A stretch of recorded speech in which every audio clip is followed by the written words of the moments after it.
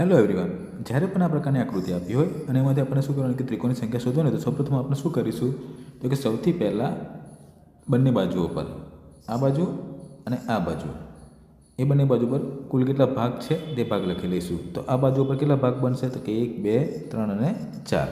હવે આ બાજુ પર કેટલા ભાગ છે તો કે 1, 2 અને 3. ઓકે, આ બાજુ પર 4 ભાગ થયા, આ બાજુ પર 3 ભાગ થયા. તો આપણે શું કરીએ, હવે એક સિમ્પલ રીત વાપરવાની છે, એમાં બીજું કંઈ ખાસ છે નહીં. તો આ 4 ગુણ્યા 3 આ બે ભાગોનો ગુણાકાર, પછી કૌંસમાં શું લખવાના તો કે બે ભાગોનો સરવાળો કરી દેવાનો, એના ભાગ્યા કેટલા કરવાના 2.